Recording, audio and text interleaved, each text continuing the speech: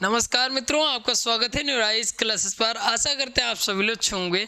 आज है 17 मार्च और 17 मार्च के जितने भी महत्वपूर्ण करंट अफेयर के प्रश्न बन सकते हैं, आइए उन पर चर्चा करेंगे। साथ में कुछ महत्वपूर्ण फैक्ट भी जानेंगे। आइए बात कर लेते हैं। तो यहाँ पे प्रश्न दिया है, हाल ही में चर्चा में क्यों मुख्यमंत्री रेखा गुप्ता दिल्ली की कौन से नंबर की महिला मुख्यमंत्री बनी है। तो यहाँ पे बताना है, जो दिल्ली की मुख्यमंत्री बनी है रेखा गुप्ता जी, ये कौन से नंबर की महिला मुख्यमंत्री बनी है। तो यहाँ पे पहली दिया है, दूसरी दिया है, तीसरी दिया है, चौथी। तो ये जो रेखा गुप्ता जी है वो चौथी महिला मुख्यमंत्री बनी है, ठीक है, दिल्ली की। अब ये चर्चा में इसलिए आया था क्योंकि दिल्ली का हाल ही में अभी बजट पेश किया जाएगा 24 मार्च में, ठीक है, 24 मार्च में बजट पेश किया जाएगा। उसके अलावा दिल्ली में जो यमुना नदी पर जो है क्या तो छोटे जहाज चलाए जाएंगे, वाटर टैक्सी भी चलाई जाएगी, और भी जो है दिल्ली में परिवर्तन किए गए हैं, तो उसके लिए महत्वपूर्ण बन जाता है। जैसे आयुष्मान भारत योजना भी स्टार्ट की गई है, और जो है जल ही अमृत योजना भी प्रारंभ होने वाली है दिल्ली में, इसलिए चर्चा में ऐसा प्रश्न बनाया जा सकता है। अब यहाँ पे बात आती है, दिल्ली की पहली महिला सीएम कौन रही है। तो सुषमा स्वराज रही हैं, ठीक है, सुषमा स्वराज रही हैं। फिर बात करते हैं दूसरी महिला जो है शीला दीक्षित, शीला दीक्षित। और जो तीसरी महिला रही हैं वो आतिशी रही हैं, और चौथी महिला जो बनी है वो रेखा गुप्ता जी बनी है। ठीक, आपको इतनी चीज याद रखना है दिल्ली के बारे में। और अगर पूछ लिया जाए कि भाजपा की कौन सी महिला मुख्यमंत्री बनी है, तो 5वें नंबर की बनी है, और दिल्ली में चौथी महिला मुख्यमंत्री बनी है। इतनी चीज भी आपको याद रखनी है। अगर आपने इनके बारे में वीडियो स्पेशली नहीं देखी है तो आप चैनल पर जाके देख सकते हैं। ये चर्चा में इसलिए आया था क्योंकि बजट पेश करने वाली है, और बजट जो है पेश करने वाले, इसके बजट पर चर्चा जो कहाँ की गई है, तो बांसरा पार्क में की गई है, ठीक है। अब यहाँ पे बात करते हैं कि जो मंत्री हैं इनके साथ जो 6 मंत्रियों ने और कुल मिला के 7 लोगों ने शपथ ली है, ठीक है, आपको इतनी चीज याद रखनी है। आइए आगे बात करते हैं। अगला यहाँ पे प्रश्न दिया, हाल ही में रायसीना डायलॉग सम्मेलन का उद्घाटन किसने किया। तो यहाँ पे बताना है, हाल ही में जो है रायसीना डायलॉग का जो सम्मेलन हो रहा है उसका उद्घाटन किसने किया। तो यहाँ पे अमित शाह दिया है, नरेंद्र मोदी दिया है, क्रिस्टोफर लक्सन दिया है, तुलसी गबार्ड दिया है, ठीक है। तो ये जो है प्रधानमंत्री नरेंद्र मोदी जी ने किया। ऑप्शन नंबर 2 वाला सही हो जाएगा। आइए कहाँ से इंफॉर्मेशन मिलती है बात कर लेते हैं। ये न्यूज़ की बात करें तो नई दिल्ली से न्यूज़ प्राप्त होती है, और ये दैनिक जागरण का न्यूज़पेपर है, ठीक है। और अगर पूछ लिया जाए कि ये 3 दिवसीय जो है सम्मेलन होगा, और 3 दिवसीय सम्मेलन होने के साथ साथ जो है कौन सा संस्करण का उद्घाटन किया, रायसीना जो डायलॉग है उसका सम्मेलन का कौन सा संस्करण, 10वां संस्करण है। ये भी संस्करण भी पूछा जा सकता है। अगर देखिए कथन में प्रश्न बनेगा तो ये पूछ लिया जाएगा कि उद्घाटन किसने किया, फिर ये संस्करण कौन सा आयोजित किया गया, फिर अगला प्रश्न ये बनाया जा सकता है कि इसमें कितने देश जो है भाग लिए हैं। तो 125 देशों ने भाग लिए हैं, याद रखिएगा। तो यहाँ पे भी देखिए 3 कथन बनाए जा सकते हैं। एक तो देखिए कहाँ पे जो है किसने उद्घाटन किया, ठीक है। उसके अलावा जो है बात करते हैं कि कौन से संस्करण का और कितने देशों ने भाग लिया है। तो ये चीज़ महत्वपूर्ण बन जाती है, याद रखिएगा। सोमवार को जो है उद्घाटन किया गया है, याद रखिए, मतलब आज के दिन। और अगर बात करते हैं तो इसमें जो है शामिल कौन कौन हुआ है, तो न्यूजीलैंड के जो प्रधानमंत्री क्रिस्टोफर लक्सन, ये जो है कितने दिन के लिए आए, तो 16 से और 20 तारीख तक जो है अपने भारत रहेंगे, 16 से 20 मार्च तक, याद रखिए, ये भी शामिल हुए हैं। और बात करते हैं अमेरिका नेशनल इंटेलिजेंस के निदेशक हैं तुलसी गबार्ड, ये भी शामिल हो रहे हैं। यूक्रेन के जो विदेश मंत्री हैं आंद्री साइबिहा, ये भी शामिल हो रहे हैं। और जो है प्रधानमंत्री जो लक्ष्मण है उन्होंने सत्र के मुख्य भाषण भी देंगे। तो मतलब मुख्य भाषण कौन देंगे, तो जो है न्यूजीलैंड के प्रधानमंत्री जो हैं कौन है, क्रिस्टोफर लक्सन, ये भी जो हैं उसमें शामिल होंगे, याद रखिए। अब न्यूजीलैंड की जो है विशेष रूप से आपको याद रखना है। न्यूजीलैंड की बात करते हैं तो न्यूजीलैंड की राजधानी क्या है, वेलिंगटन है, और मुद्रा क्या है, डॉलर है, और प्राइम मिनिस्टर तो आपको पता ही चल गया है।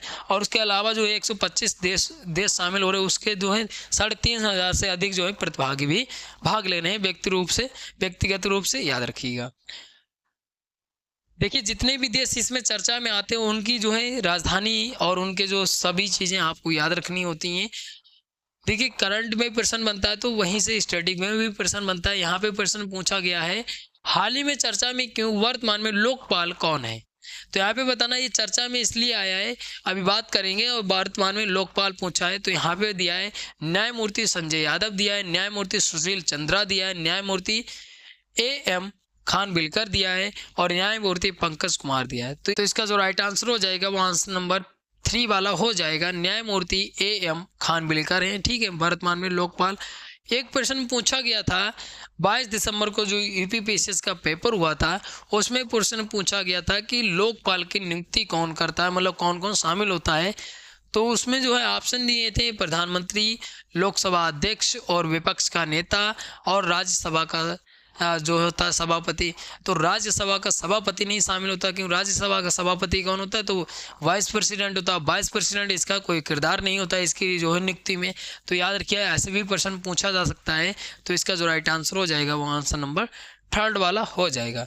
ठीक है, अब यहाँ पे देखिए इसलिए चर्चा में कि लोकपाल के आदेश पर जो है सुप्रीम कोर्ट अपना फैसला सुनाएगा। और यहाँ पे देखिए अब जो सुप्रीम कोर्ट की बात आई तो सुप्रीम कोर्ट का भारतीय संविधान में उल्लेख कहाँ पे मिलता है, अनुच्छेद 124 में मिलता है। सुप्रीम कोर्ट के 51 नंबर के मुख्य न्यायाधीश बनाए गए संजीव खन्ना जी। ठीक है, यही प्रश्न बार बार रिपीट होते हैं, याद रखिएगा। और अगर पूछ लिया जाए सुप्रीम कोर्ट की जो न्याय की देवी थी उसमें भी परिवर्तन किए गए हैं, तो उसमें परिवर्तन किए गए हैं तो उसकी जो आंखों पे पट्टी थी वो उसको हटा दिया गया है। फिर जो आए देखिए जो हाथ में तलवार थी उसकी जगह पे भारतीय संविधान की बुक दी गई है। और जो सुप्रीम कोर्ट का जो ध्वज है उसका भी नया अनावरण किया गया है, जिसमें जो है नीले कलर का ध्वज है। तो एक कलर पूछा गया है परीक्षाओं में, तो इतनी चीज़ें आपको याद रखनी है। और हाल ही में जो है अभी एक जज की नियुक्ति भी की गई है, तो याद रखिएगा। अगला प्रश्न दिया हाल ही में चर्चा में क्यों, वर्तमान में थल सेना अध्यक्ष कौन। तो यहाँ पे देखिए चर्चा में आए हैं इसलिए थल सेना अध्यक्ष पूछे जा सकते हैं। तो यहाँ पे उपेंद्र द्विवेदी दिया है, अमरप्रीत सिंह दिया है और अनिल चौहान दिया है, इनमें से कोई नहीं। तो ये जो है कौन है थल सेना अध्यक्ष कौन है वर्तमान में, तो उपेंद्र द्विवेदी जी हैं। ऑप्शन नंबर हो जाएगा फर्स्ट वाला। आइए ये चर्चा में क्यों है बात कर लेते हैं। बात करते हैं जो आर्थिक शक्ति के रूप में चीन का उदय हुआ। और ये जो है क्या इन्होंने कहा है, तो भारत के ग्लोबल साउथ नेतृत्व में बाधा जो बनता है वो क्या, तो चीन। ठीक है, ये जो है अब यहाँ पे ये भी पूछा जा सकता है, तो ये इस तरीके से प्रश्न बनाया जा सकता है, याद रखिएगा। आइए आगे बात करते हैं अगले प्रश्न की। यहाँ पे अगला जो प्रश्न दिया है बहुत ही महत्वपूर्ण प्रश्न है। प्रश्न दिया हाल ही में किसने 32 बिट माइक्रो प्रोसेसर विकसित किया। तो यहाँ पे बता रहे किसने विकसित किया है, क्या विकसित किया है, तो 32 बिट माइक्रो प्रोसेसर विकसित किया है। तो यहाँ पे इसरो दिया है, नासा दिया है, स्पेस एक्स दिया है, फायरफ्लाई दिया है। तो ये जो है भारतीय अंतरिक्ष एजेंसी है इसरो, इसने विकसित किया है। ठीक है, आइए बात कर लेते हैं न्यूज़ कहाँ से प्राप्त होती है। बात करते हैं तो न्यूज़ जो प्राप्त होती है वो कहाँ से, तो बेंगलुरु से न्यूज़ प्राप्त होती है। ठीक है, और इसको जो है किसके द्वारा विकसित किया गया, तो इसरो और जो है सेमीकंडक्टर प्रयोगशाला जो चंडीगढ़ के साथ मिलकर इसको विकसित किया गया है। अब यहाँ पे देखिए जब इसरो की बात आई तो इसरो के अध्यक्ष पूछे जा सकते हैं, क्योंकि हाल ही में अध्यक्ष बनाए गए वी नारायण। ठीक है, वी नारायण जो है इसरो के अध्यक्ष बनाए गए, ये भी चीज़ आपको याद रखना है। ठीक है, अब इसरो की बात आई तो इसरो की बात करते हैं। इसरो की स्थापना होती है 15 अगस्त 1969 में इसरो की स्थापना होती है। ठीक है, भारतीय अंतरिक्ष एजेंसी है। इतनी चीज़ आपको इसरो के बारे में याद रखनी है। आइए आगे बात करते हैं अगले प्रश्न की। तो यहाँ पे अगला प्रश्न दिया हाल ही में जारी टाइम आउट के सर्वे के अनुसार। ठीक है, कौन सा सर्वे, तो टाइम आउट, कौन सा सर्वे, तो टाइम आउट सर्वे के अनुसार। ठीक है, ये सर्वे इसलिए किया गया है खान पान में भारत का कौन सा शहर शीर्ष, मतलब कौन सा शहर जो है बेहतरीन है खाने पीने में, तो ये बताना है।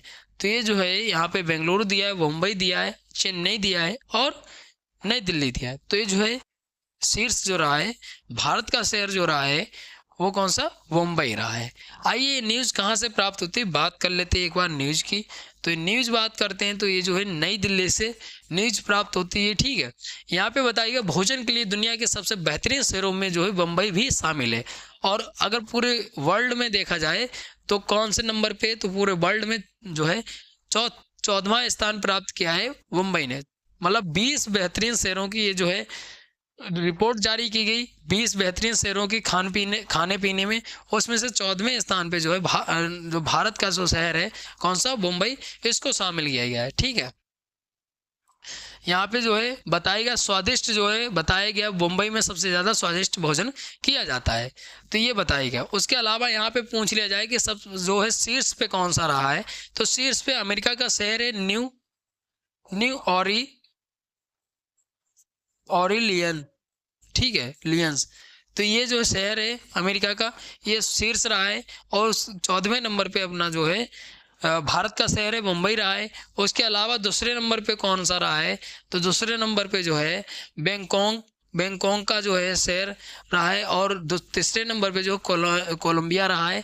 तो ये जो है शहर रहे हैं, आपको अपने भारत का याद रखना, शीर्ष पे कौन रहा है तो याद रखना है। खाने पीने में जो स्वादिष्ट रहता है वो जो है मुंबई है, याद रखिएगा। इतनी चीज़ आपको इनके बारे में पता होनी चाहिए। न्यूज़ कहाँ से प्राप्त होती है तो महत्वपूर्ण बन जाता है।